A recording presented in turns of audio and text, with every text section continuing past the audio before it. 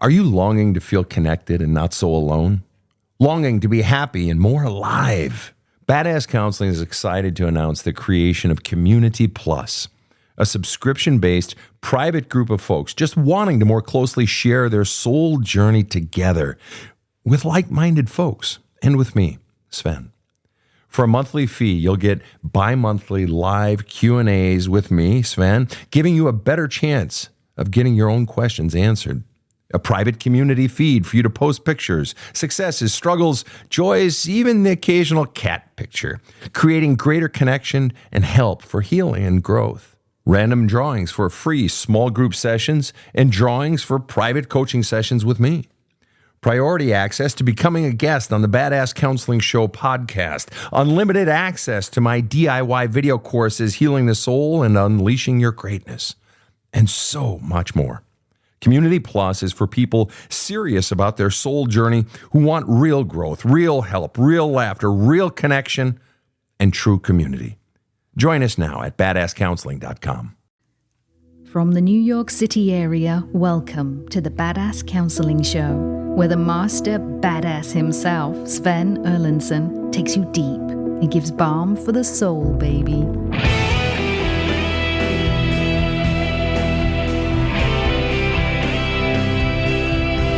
Hello, hello. You have reached the Badass Counseling Show. I am Sven Erlandson, the host of this lovely production.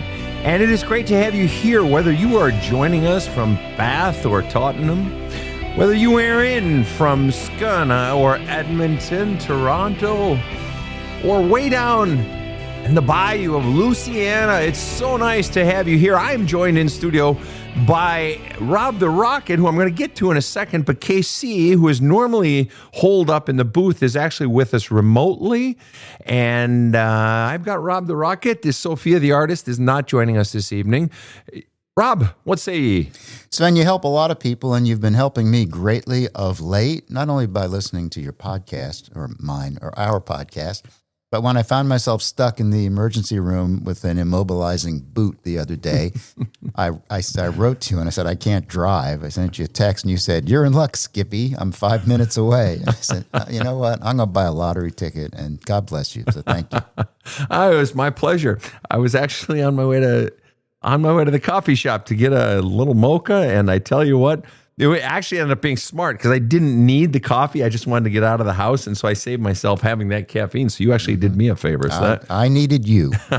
All the better, and you were all the supercharge I needed that day. So, Rob, we are on part 2 of something we never do. Tell the folks what we have only done once before. This is only the second time we have done what? All right, this is the second time we've had someone back, and this is Angelo. That's the other thing that we've never done before, except once, where we've had a self-proclaimed narcissist on the show. Exactly, and so the episode is called I'm a Narc, Help. And Angelo had written in and said he was inspired by the courage of people that come on the podcast. And he says, I'm 49, I'm an extreme taker, a narcissist, an emotional abuser, struggling to break the narcissistic cycle that my father passed on to me. And he wants to be a better man, a better father, a better husband.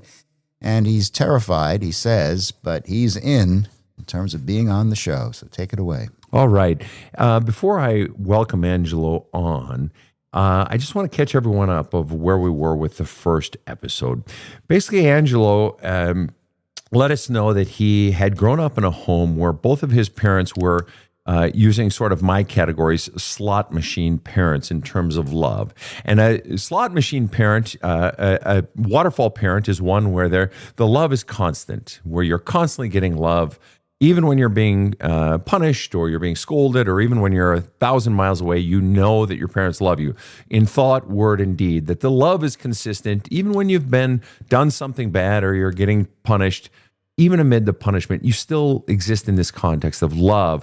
A vending machine parent is where you have to pump something in, like quarters in a vending machine, before you can pull that lever and get something out, before you get love out. But there's generally a direct correlation. You pump in a certain amount and you get a certain amount out, right? But the love that you get is based on your actions. Now, a slot machine parent, which Angelo tells us both of his parents were, a slot machine parent is where you're pumping in, you're pulling that lever.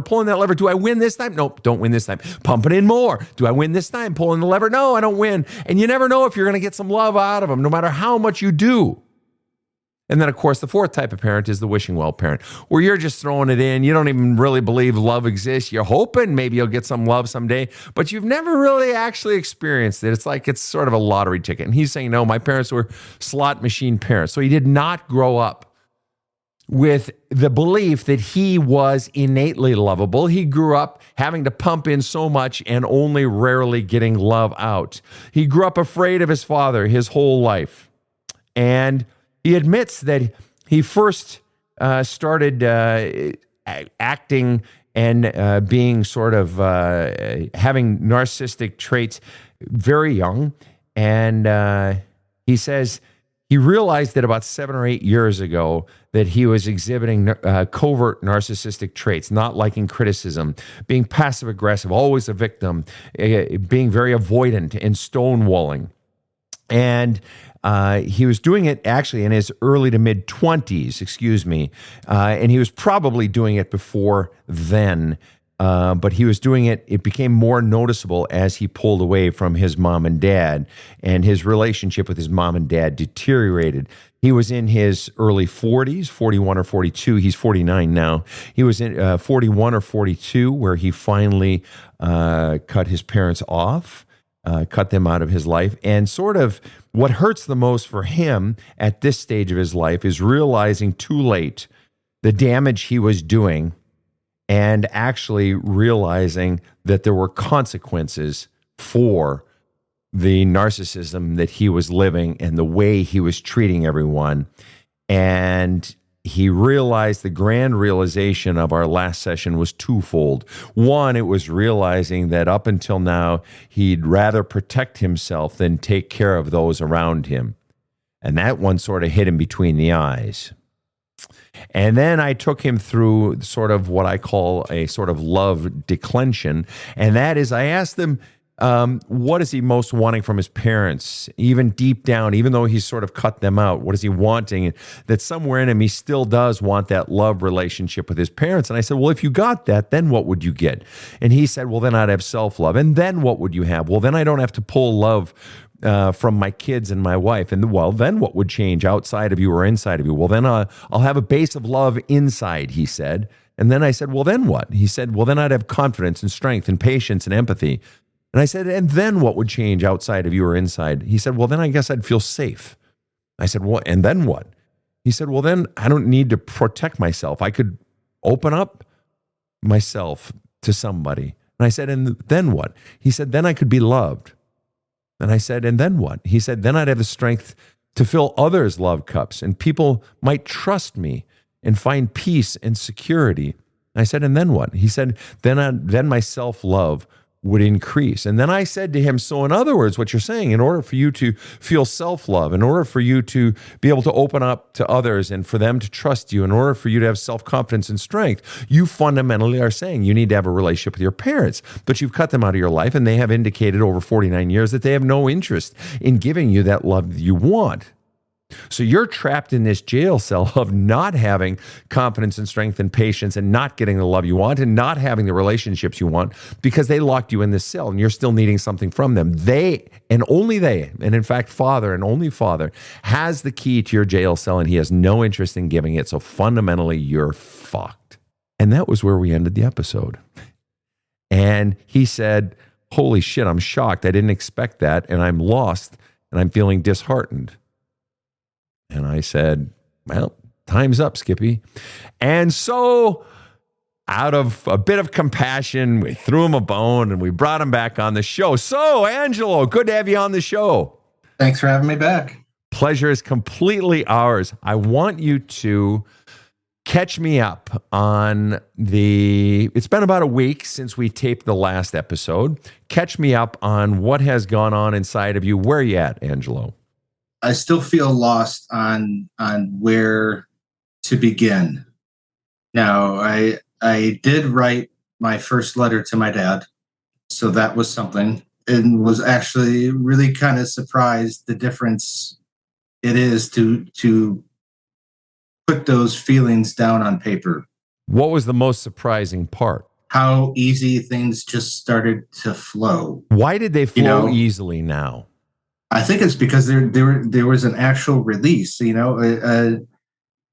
One chapter or one paragraph kind of led into another, and then it led into another, and then next thing I'm 3 pages in. For someone who doesn't write, not a writer, is just shocked that more kept coming and more kept coming, and it just kept trickling out, and then I remember when I got done, I put the pen down, and it was just like this relief. There was a sensible relief of just like, I did it. How about that? And why do you think it was that you were a person who is a self-described, I'm not a writer? Why do you think you were able to do it, or where did that come from? With your book, I am trying just to be as absolutely as open and vulnerable as I can be, kind of knocking that wall down a little bit. And what do you think the wall was that you that had to be knocked down in order for you to open up to what was behind it? What do you think the wall was? I would say that's my protection wall. Your protection of self, or you're protecting Dad? No, me. From? Me. From really feeling. And what do you from really digging in? And what do you think, either in that letter or overall, what do you think is the feeling you're most not wanting to feel? Or what was it? What was the feeling in the letter that most came out in that letter? Anger. Oh, I got to ask a question. Anger. I got to ask a question. Do you have the letter in front of you? No, I don't have my journal with me at the moment. Oh, God, that would have been great. And what was the biggest thing that you can recall, biggest, most angry thing you said to your dad in the letter? Starting off with, you fucking piece of worthless shit. Wow. I was going to ask if there were any fuck yous in there. How about that? Yeah. So I just put that first expression out there of, you know what? The big fuck you. And where did that come from? You fucking piece of worthless shit, or you fucking worthless piece of shit, whichever it was. Where did that come from? How did you have that realization, or what did it feel real when you said it? And if so, where did it come from? Felt very real. And I think it's always an emotion that I have felt for a long time. Towards him, but have been afraid to approach it. Because I've always been afraid of him. I understand being afraid to approach it to him, but why might you have been afraid to approach it at all, like apart from him? Or did you never put sort of 2 and 2 together that I don't necessarily have to approach it? Sure, I don't have to approach it to him, but maybe I can approach it away from him. Or was the thought that if I approach it at all, that somehow he might hear it, through the air, or somehow honestly, I've had clients where they've said that if I put it out there at all, somehow they'll know, or it'll impact them or something. Right. No, I don't think it's going to impact him in any way. I just think that I have always been physically scared of him. I've been emotionally scared of him. How old is your father, by the way? How old is your father? He will be 75 this year. And you're 49? And let me ask you this. It's a dumb question, but it's an honest question. And again, it's a dumb question. Yeah. If you and your dad were to get into a scrap, who would win the fight right now? Oh, me without question. Oh, okay. I'm not physically afraid of the man anymore. But you just said, I've always been. Yeah. So I was just curious. But this is all the emotion that is I know. That's what I'm saying. Yeah. Isn't it fascinating how when we're conditioned as a child, the power of that emotion, and when we are children, we are physically afraid. And then there reaches the point where the old man is so old that, you can take him. But it doesn't matter because that emotion is so powerful that it can still engender a physical response. Yeah. Yeah. There's still a part of me where it's like you're not supposed to talk like that about your parents. And that was the piece I was going to go to next. Is it possible that wall that you talked about, knocking down that wall of protection? And I said, well, who are you protecting, yourself or him? And you said, oh, I'm protecting myself. But isn't that you're not supposed to talk about your parents that way? That's a wall of protecting them. Right. I'm not supposed to. Or, the Christian folk or even the Jewish folk that I say, that I have that say, that commandment says honor your father and mother. Well, that's a wall that protects them. Oh, so in other words, they can do whatever the fuck they want to me when I was a fucking kid, or they can take advantage of me in my 20s or 30s, or expect me to take care of them in my 40s or 50s. They can do whatever the fuck they want, but honor your father and mother. I have to protect them. That's bullshit. Agreed. And so let me ask you this, if you're to be totally honest, as you wrote the letter or after you wrote the letter, what % did you feel guilt in writing that letter? I don't feel guilty about the letter at all. Oh, even as you wrote it?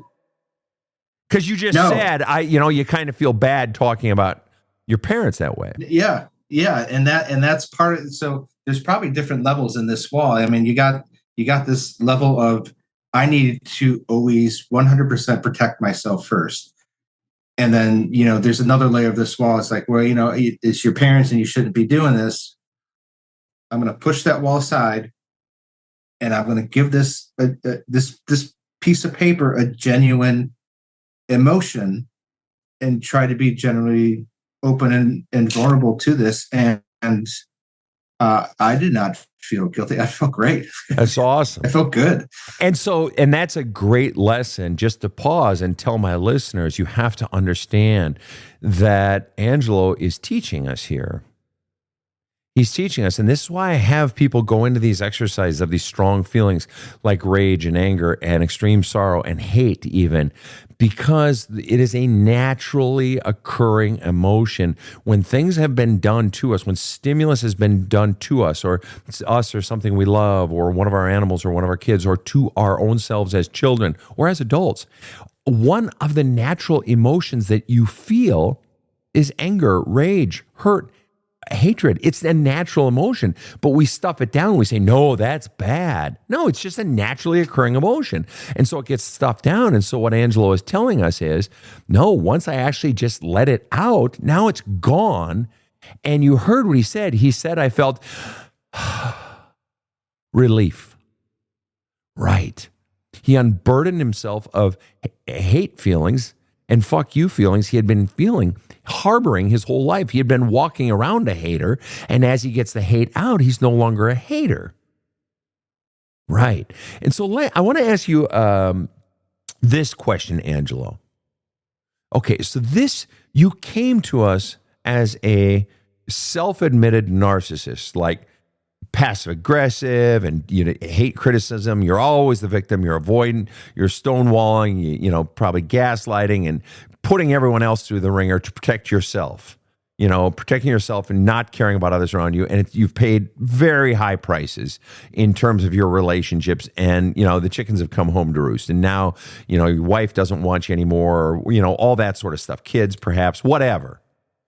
What do you see as the correlation between parent stuff? In this case, we've been talking about dad. Between the dad stuff that he had been doing as when you were a kid and withholding love. The dad was this slot machine that there was really no love. Maybe it would come, maybe at times, maybe, and you were always afraid of him.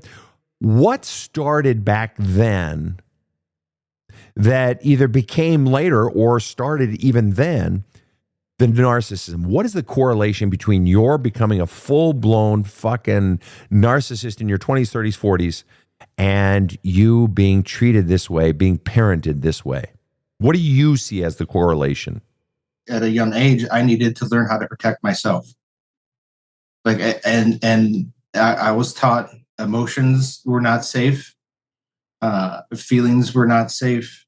Physical contact was not safe. that put just an enormous bubble around myself to make sure that I know these people around me are not safe. And so even though you've been with your wife for how long? 24 years. So even though you've been with someone for 24 years, they're not safe. In my mind, no. Right. And that's all I was asking. Right. Yeah. That in my mind. And again, to my listeners, that is the power of parental conditioning, of the messages that we get in childhood. They are so powerful. Those messages get pressed into the wet cement of the child's soul, and they become the viruses infecting the operating system for the rest of their lives, unless something happens to short circuit them and they get extracted.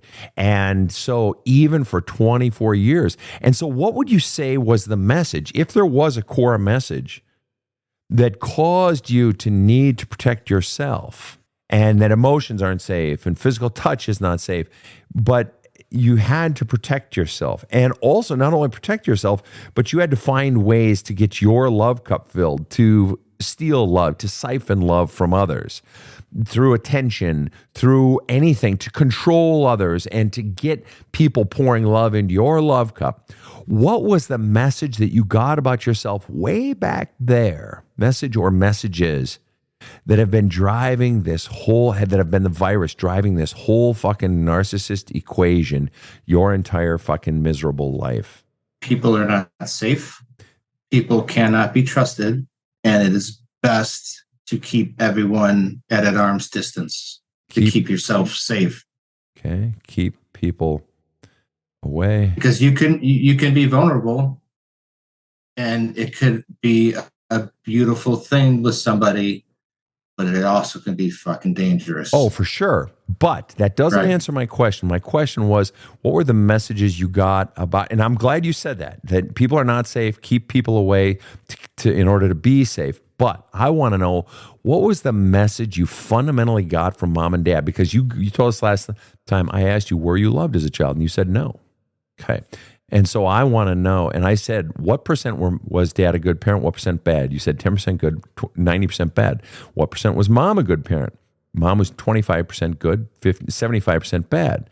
And I asked you the question, and so I'm asking you the question now, what was the fundamental message or messages you got about yourself growing up? That I was not lovable, that I was not worth it. I was not worth the effort to be loved. So then what does that cause you to do in relationships, in friendships, but particularly in love relationships, maybe even in relationships with your own children, but in relationships, in love relationships as an adult? If you believe you're not loved and not worth the effort to be loved, what does that cause you to do or think or act in a relationship as an adult?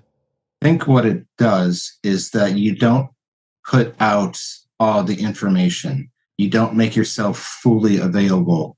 You don't make yourself fully vulnerable. You don't. Because you might get rejected. Because you're not lovable. If I show you who I really am, I know you're going to fucking reject me. I'm not lovable. I'm not worth it. I know that if I show you, if I open up and be vulnerable, I know you're going to fucking reject me because I'm not lovable. I already know that about myself. Why would I fucking open up and show you when I fucking know what's going to happen? Is that accurate, inaccurate? Am I in the ballpark? You're in the ballpark. It's maybe not necessarily expecting it. Yeah, you may not expect it to happen, but I'm going to sure as hell prevent it from happening. Got it. Does that clear it up? Yeah, definitely. To prevent it from happening, what would you say as you've gone through life? To prevent it from happening implies there's a possibility it could happen, perhaps even a likelihood it could happen. In other words, that you could see the real me. If I were to open up and be vulnerable, that if I were to open up, you might leave me, you might reject me. What would you say you have believed your whole life is the percentage likelihood that you would be rejected? That you have believed you would be rejected if you opened up? Percentage likelihood. It would have to be up there 75 to 80, 85%. Right. So when I said a minute ago, I'm not going to fucking open up. I know you're going to fucking reject me. I mean, 85% is pretty much, I know you're going to reject me. Granted, it's not 100%. but it's 75 fucking percent. I mean, it's pretty goddamn close, right? Okay. We're going to take a short break. And when we come back, Casey is going to chime in with a question that she has for Angelo. You've heard Sven talk a lot about his book, There's a Hole in My Love Cup. And that's because Sven hears from his followers a lot about how much the book has helped them. If you're not sure how to handle the issues getting in the way of a better life, you're not alone. And you have a lot of choices. But thousands of readers will tell you that this is a great place to start, by yourself and at your own pace. So go to badasscounseling.com and order There's a Hole in My Love Cup, and you'll have Sven right there with you as you forge your best future. It's totally badass. So get started today. This show provides soul counseling intended to entertain and inform and is not medical advice.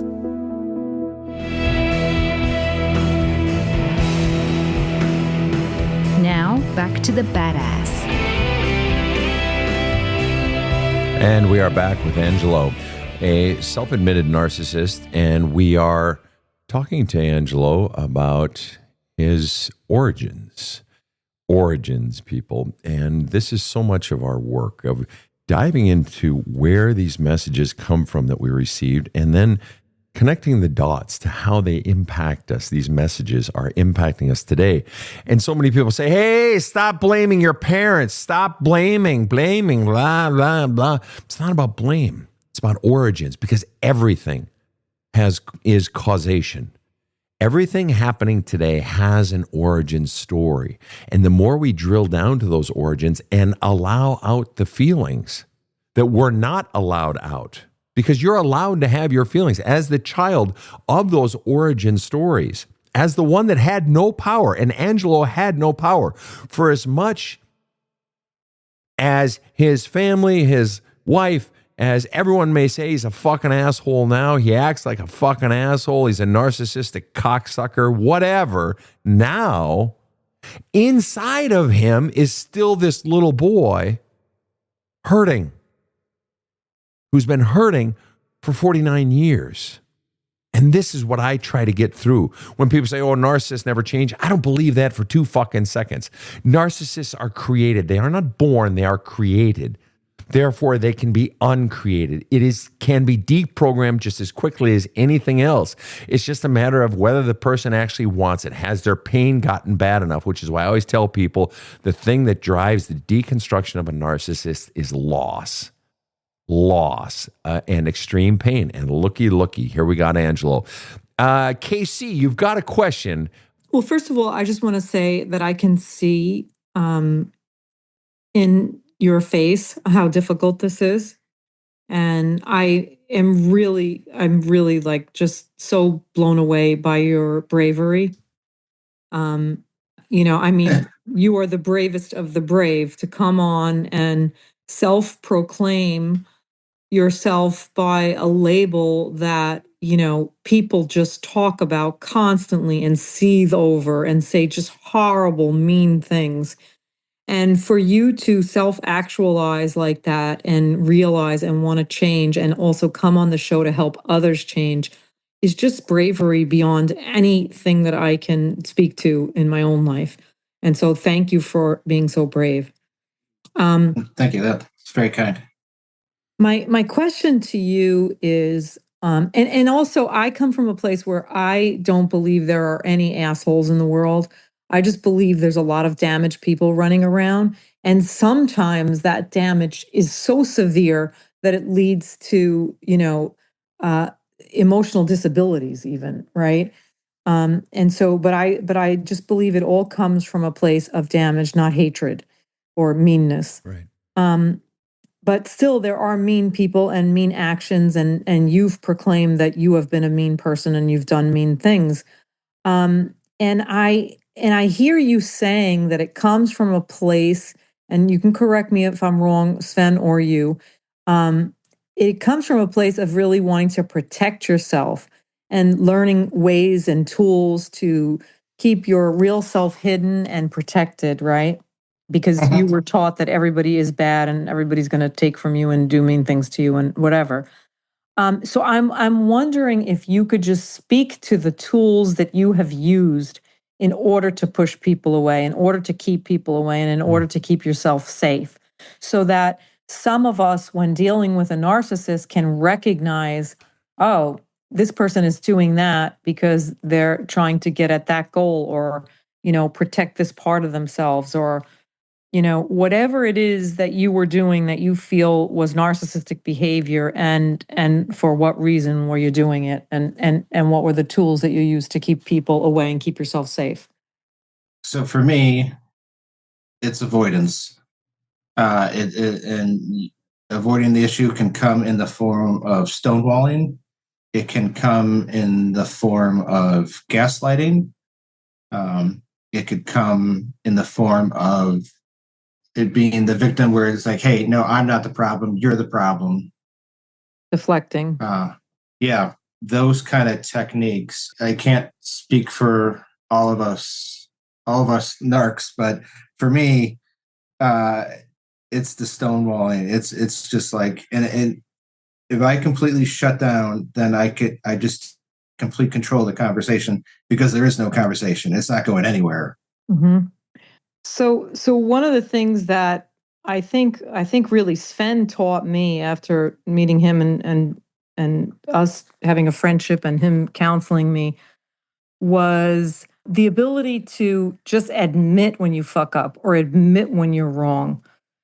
Generally, automatically just pulls down a normal person's defenses. Like, if I were to do something wrong to somebody and they would say, hey, you did that thing wrong to me and I'm really freaking pissed off. Why did you do that?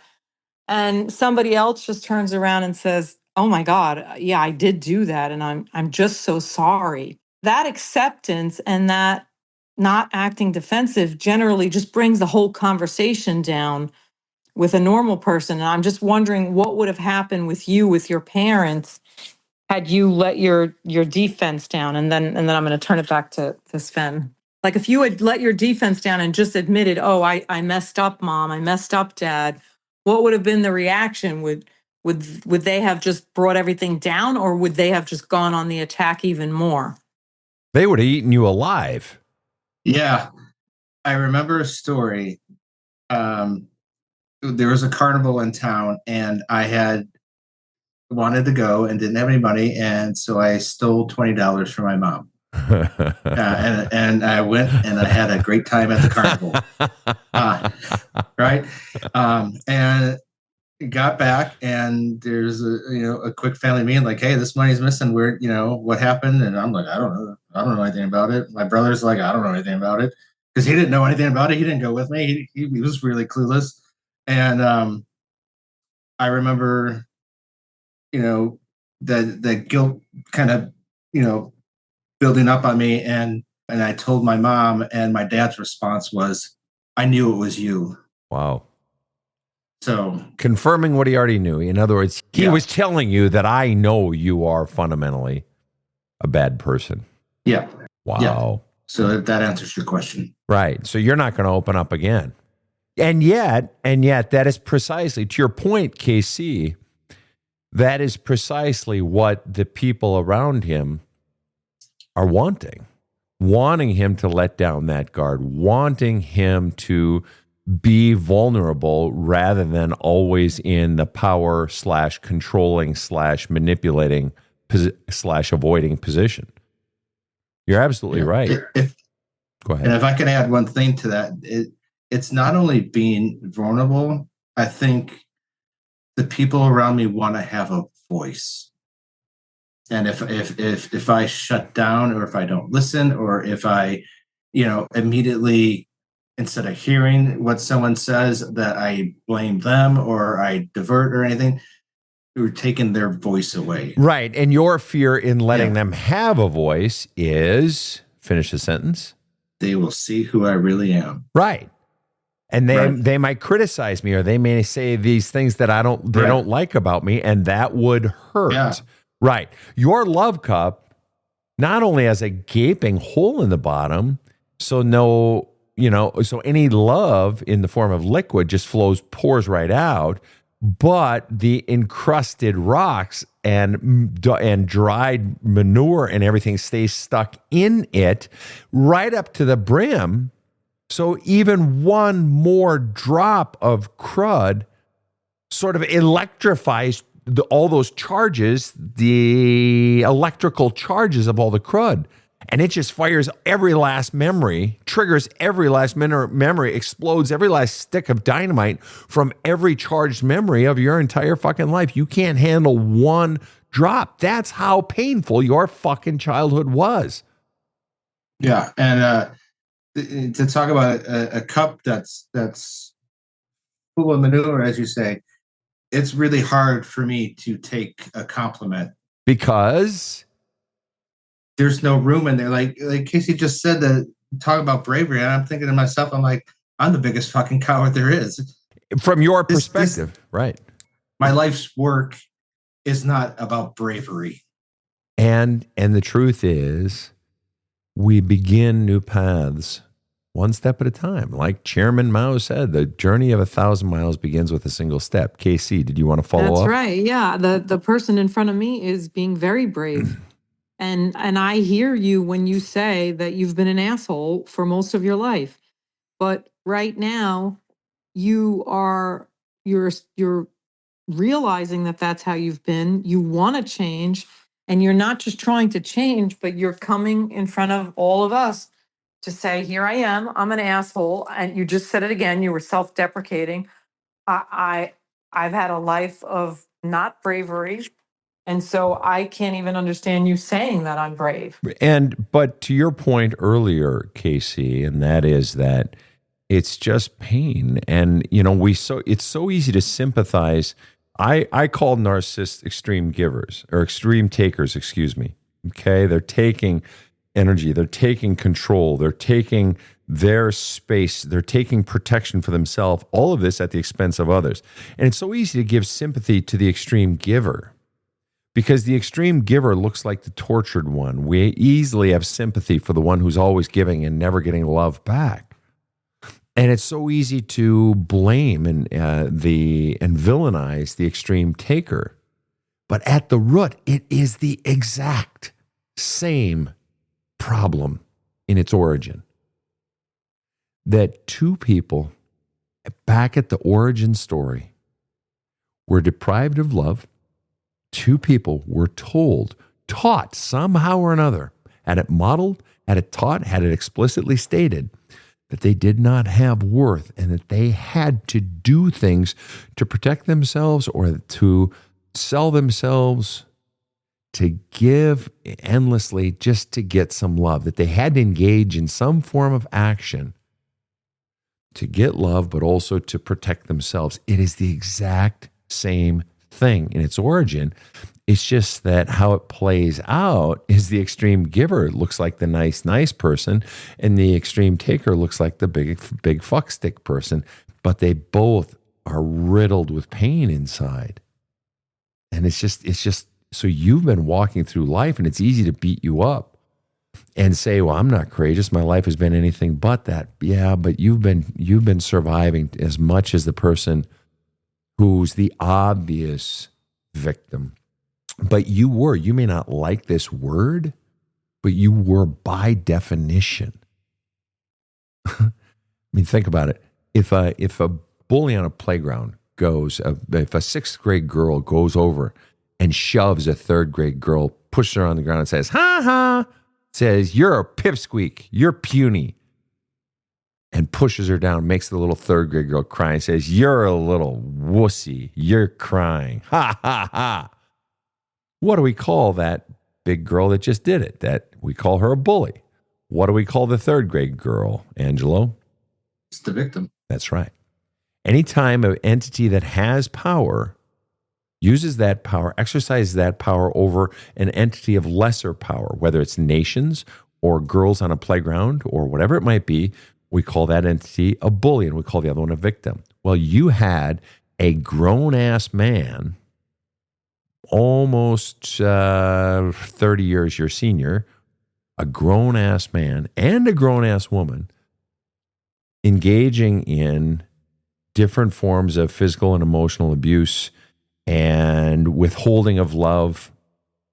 And you were, by definition, a victim. You've been trying to survive because they were fucking assholes to a child.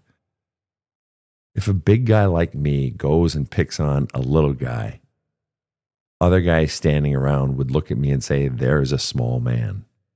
If I were to pick on a handicapped person, a disabled person, people would scoff at me and say, there goes a small man. If a man, it strikes a woman, they say there's a small man, there's a piece of shit. But a child, crazy as it sounds, a child has less power than any of those, and yet we excuse it. But a child has the least power of all at 2, at 4, at 6. But it's even more disgusting. How small a man was your father? And now, and so you've been a victim your whole life. You've just been trying to survive. And that alone is a courageous act. It's like the person who has $100,000 of debt and is paying their debt back $50 a month at a time. That's a courageous act. It's the person who's 200 pounds overweight and goes to the gym. That's a courageous act.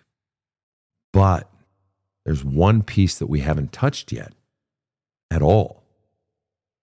And that is, if you're 49, that means you were roughly growing up in the 80s. And I do not detect an accent of any sort, which means you grew up in America. And if you grew up in America in the 80s and then, 90s, but mainly in the 80s, that means that your mother had every opportunity to get you the hell out of there. It means your mother did not protect you from your father. He did not. And so now the real challenge, so you flushing out all that rage at your dad in that fucking letter, that came easy. You popped it off right away. You basically said, you fucking asshole, fucking piece of shit, you fucking piece of worthless shit, was your opening fucking sentence. Your blind spot, because we know you have a soft spot for your mom. You said that. I did get the occasional hug. She was a little more open, and mom did. You said, mom did love me, and she was 25% a good parent to dad's 10%. So she was 2.5 times the parent he was, even though she was still nowhere near. You said you have to be 80 to 85% a good parent in order for you to be consider the person overall a good parent. So she still wasn't even 1/3 of what you would consider a good parent, right? But you clearly have somewhat of a soft spot for mom. So this is going to be the real challenge then in your own fucking healing is really in the mom stuff. Dad's the easy target. It's like you're the easy target. You've been the narcissist. You're the easy target. The real challenge, because you have children, right? You have adult children, teens, 20s, right? The real challenge for them isn't going to be the shit that dad did wrong in their healing. The real shit is going to be mom. It always is. It's the nice parent, because as long as she's not quite as bad as dad, or not quite as bad as the ogre parent, she looks like a fucking princess. But the fact that she didn't get them the fuck out of there, or in this case with your mom, she didn't get you the fuck out of there. She didn't stop it. She didn't stand between you and your father. And so many people say, well, she was maybe being abused too. Who gives a fuck? She had more power than you did. And I'm sorry, you grew up in the 1980s. It was not the 1930s. It was not the 1950s. It was the 1980s. By then, Phil Donahue was on TV. Oprah's on TV by then. There were fucking shelters for battered women. This was part of the common fucking language. I don't care if you're in a fucking rural fucking America. There were fucking pastors and there were churches and they had fucking resources. And your mom didn't fucking protect you. So now let me ask you this. What do you think of the idea of feelings towards mom and having to get out feelings regarding mom? I think my biggest stumbling block with my mom is that I think that she's also a victim. Oh, sure. Victim of what? Victim of my father. He treated her like crap. Sure. Treats her like crap. Sure. Keep that in the present. Hey, sure. And let me ask you, just out of curiosity, was your dad physically abusive towards your mom? Not that I know of. Oh, like well, I don't remember. Wait. But he was physically abusive towards you. You told us that in the first session. Yeah. Yeah. I don't remember him ever doing it. So the kid got it even worse. So the person that had the least power in the household, the child. So your mom knew how to drive a car, right? I'm assuming. Yeah. Oh, so she knew how to drive a car. She knew how to operate a checkbook and tender money at a store and so forth. The person who had more power was getting less abuse. And yet you feel bad for her. So there's a wall between you and mom, and you're fucking protecting her. I don't doubt at all that mom was a victim of your dad. I don't doubt that. I'm asking who's the bigger fucking victim here. I don't give two fucks. She had a fucking child. Her responsibility is to the entity that has the least amount of power. Job number one of the parent. Job number one, protect. I defy anybody to fucking challenge me on protection. And she's like, well, you know what? I'm going to let the kid take the physical abuse. I ain't going to fucking take that shit. I'll just go stand over here and I'll just chop the carrots. I understand that she was victim of him, presumably his emotional verbal abuse. And that can be extraordinarily powerful. I'm not disputing that. Just out of curiosity, as you see it, who had the worst emotional verbal abuse in your first 20 years? You or mom? Who got it worse? Probably me. Oh, fuck. God, you could have just fucking defended her there. And I love your fucking honesty, man. I love your honesty. Now it's just like, dude, now you're really fucked. Yeah. Because now you just fucking admitted. Not this again. Yeah. No, you're fucked in a good way. Oh, no. I'm fucked again. No, you're fucked in the way you're fucked is because you're having to look at your mom for who she really was. Your mom was a fucking coward. We so often just think men are cowards. No. Mom was a fucking coward. And people say, oh, moms, why does everybody attack moms? It's like, why do we give them a special fucking spot? If a man were doing the exact same thing, we would vilify the man. If the father were not protecting the daughter from an abusive mother, would we not vilify the father for not protecting the daughter? Of course we would. Well, here we've got a mother not protecting a son from the father. Oh, but no. Her job is to protect.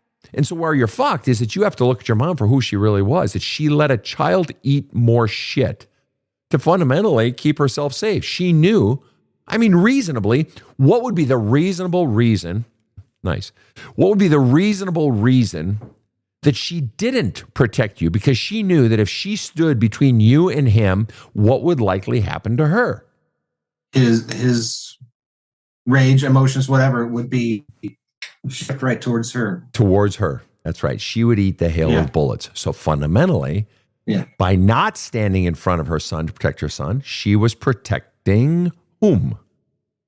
Herself. Bingo.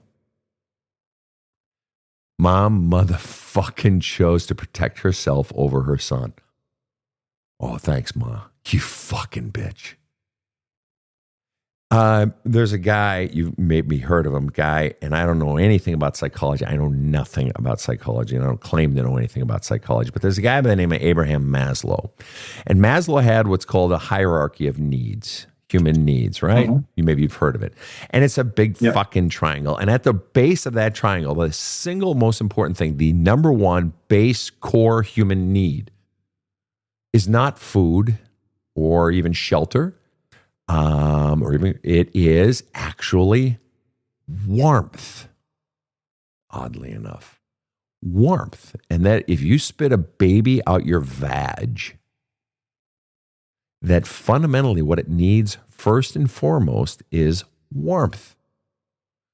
Now, because even if you spit it out in the fucking desert, by nightfall, it's going to fucking freeze to death. from exposure.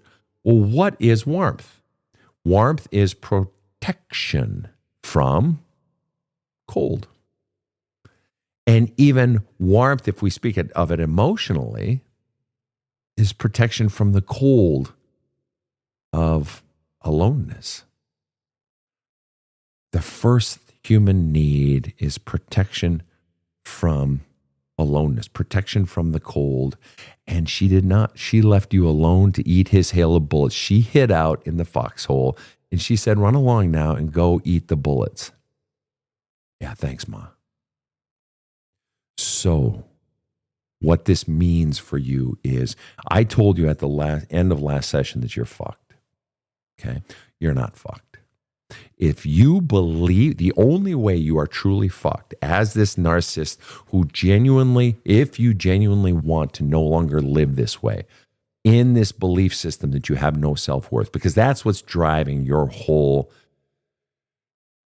treatment of others this way, this whole acting as if you are a narcissist. You are not innately a taker.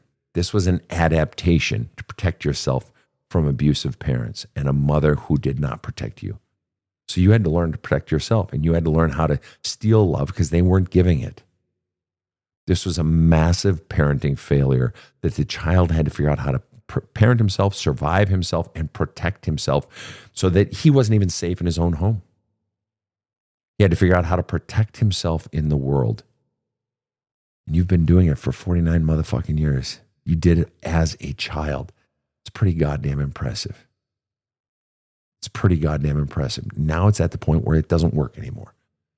And the fact that you've realized that and you genuinely desire to change, it's beautiful.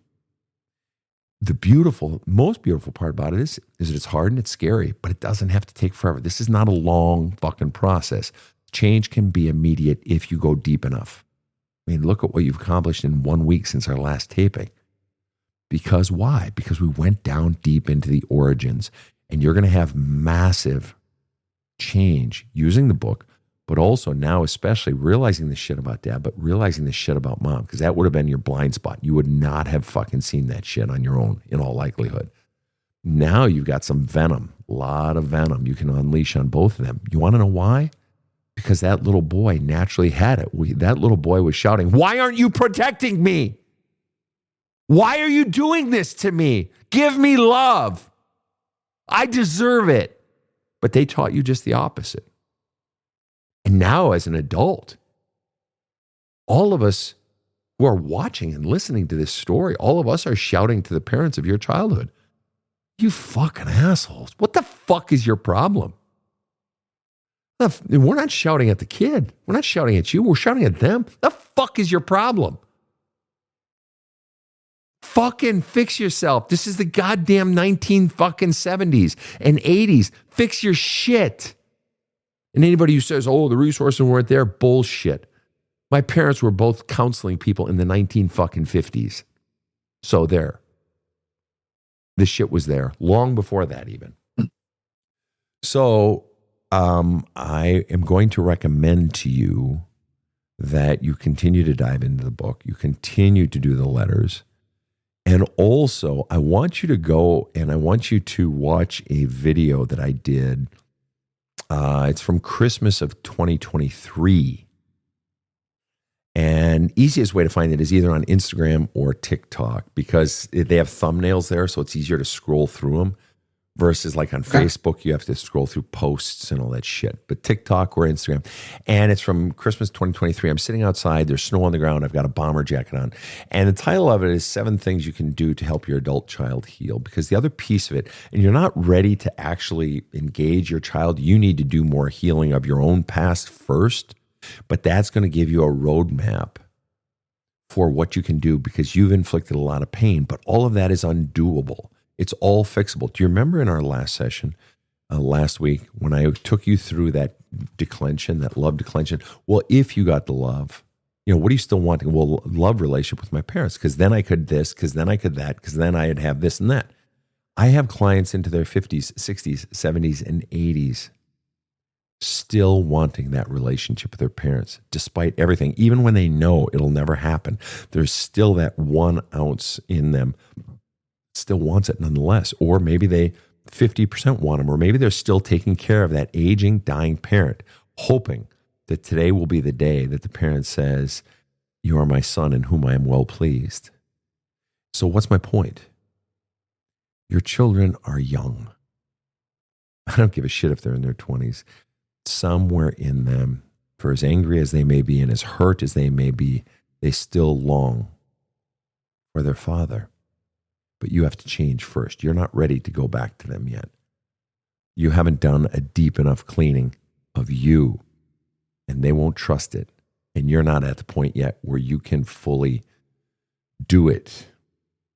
But that will give you some of the roadmap. But the more that you, so what am I saying? You can help your children heal, but I have to ask you this question. And the question is, Angelo, if God or whatever your theology is, were to come to you tonight and say, you can have a relationship with your children, but they won't be fully healed. Or you can have your children be fully healed, but you won't get a relationship with them. Which would you choose? I would want them to be healed. Good answer. Good answer. And that means that when you go to them and you're actually ready to do that work, and you need to go further into the healing of your own past and getting all those feelings and pain and bullshit beliefs you were taught about yourself out of your own vault. But the further you go into that and then go on to the work of addressing all that you've done to your kids, it means you're going in with the right spirit, because you're not going in so that I can get my kids back, because that means there's something in it for me. I'm doing it simply to heal you. And if you never take me back and never forgive me, it would hurt and I'll be sad, but I'll heal and I'll recover, but I would understand because I have caused a lot of pain. So there's integrity in that.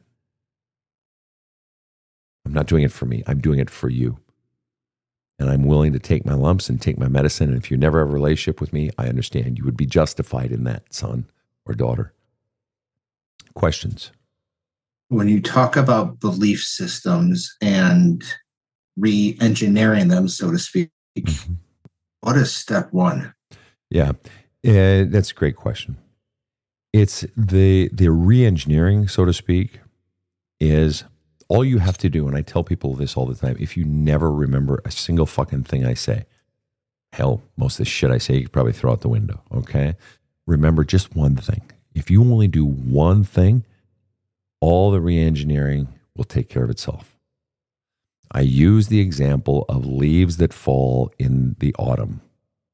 I don't know what part of the country you live in, but in the northern states, middle and northern states, leaves fall in September, October. You rake your fucking leaves, you rake them again, and then invariably they even more fall in fucking November. And then the rains come and you don't want to fucking rake because now they're fucking wet. And then the winds and they blow it against your fucking house and in your flower gardens.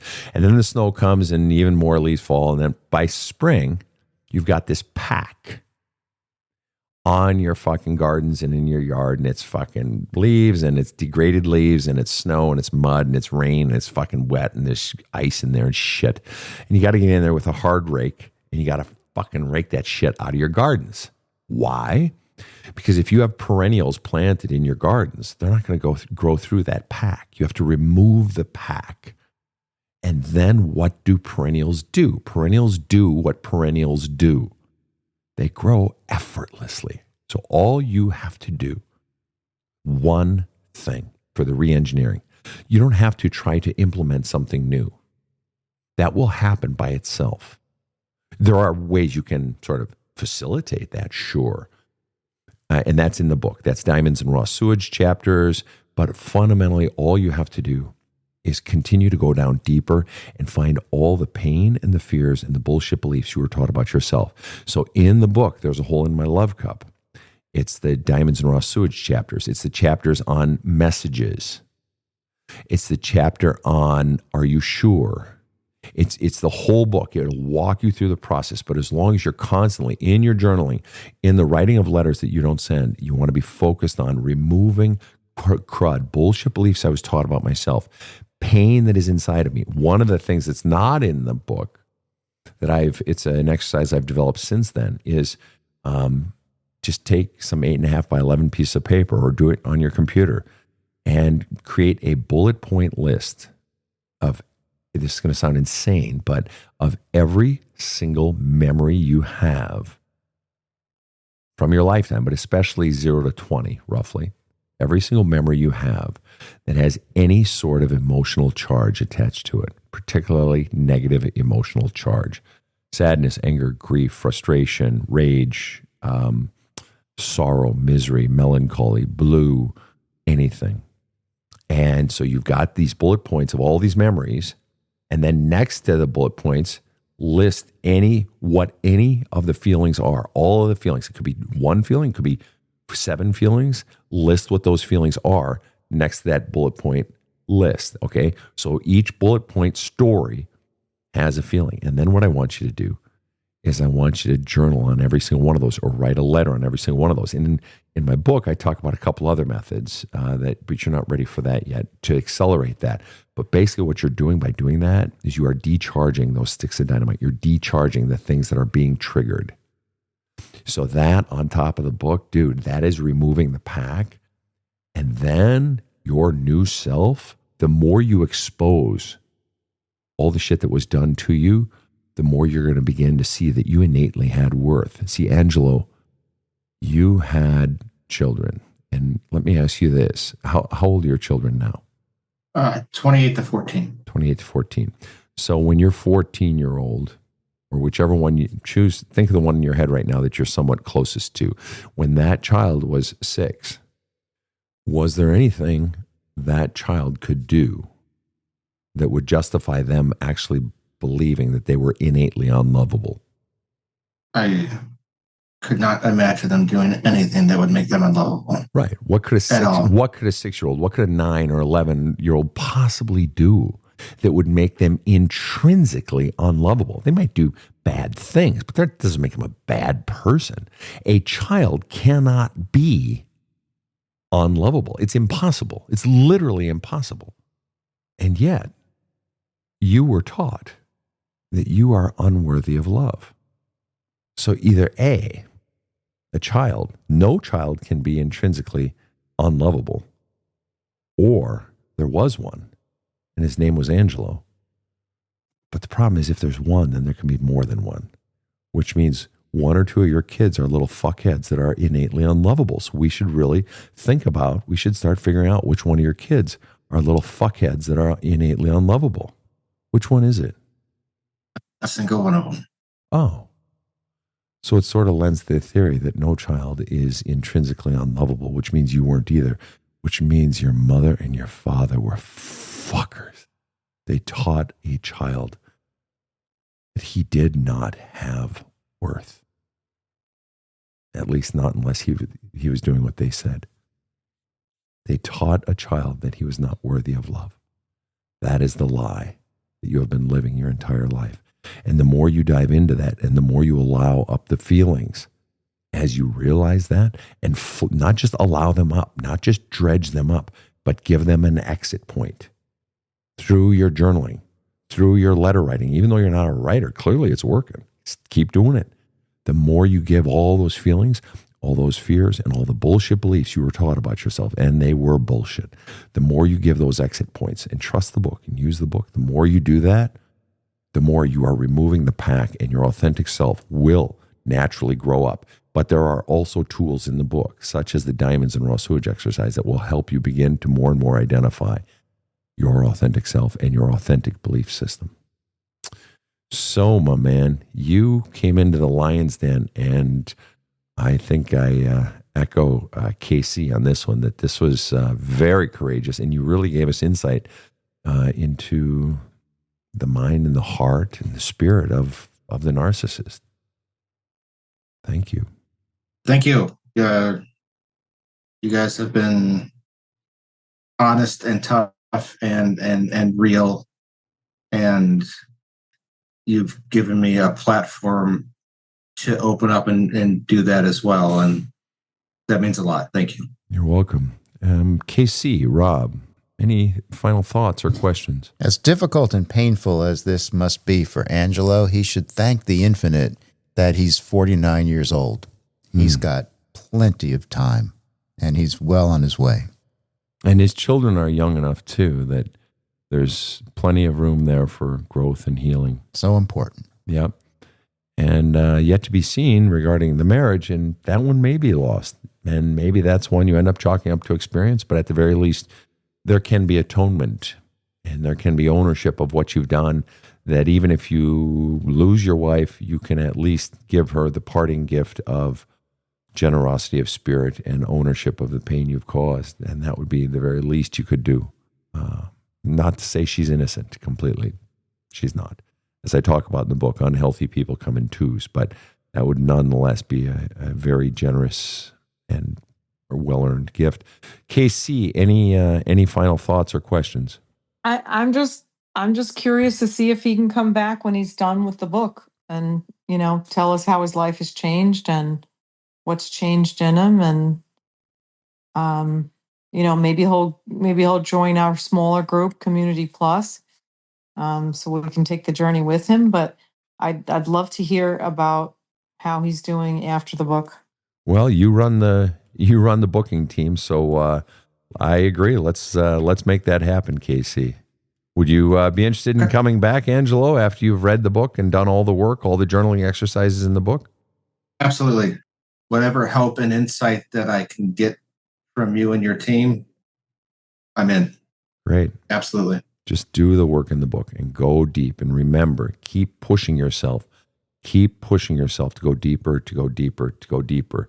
And when you're most scared or when you're most uncomfortable, X marks the spot. That's where you want to start digging. You don't ever have to confront your living, breathing mother or father. You don't ever have to do that. I can heal you without you ever doing that. The book can heal you without you ever doing that. But you do have to confront the mother and the father of your past. And all of the venom, all the rage, all the disappointment, all the frustration, all the betrayal, as we saw tonight about your mother, all of that has to come out. So you do that, and then reach back out to our booking team, our production team, and we'd like to have you back, okay? All right, absolutely. Thank you so much. Thank you for coming on the show. It's great to have you here. On behalf of KC, who was great to have her weighing in this evening, on behalf of Rob the Rocket, I am Sven Erlandson. Thank you so much for tuning into another exciting dual episode of the Badass Counseling Show. Have a kick-ass day. The Badass Counseling Show is strictly copyrighted. No copies may be made without the express written consent of the Badass Counseling Show, LLC. The Badass Counseling Show is produced by Karen Camparelli and Robert H. Friedman. Executive producer Sven Erlandson. Original music by two-time Emmy Award-winning composer Trevor Morris. Have a kick-ass day.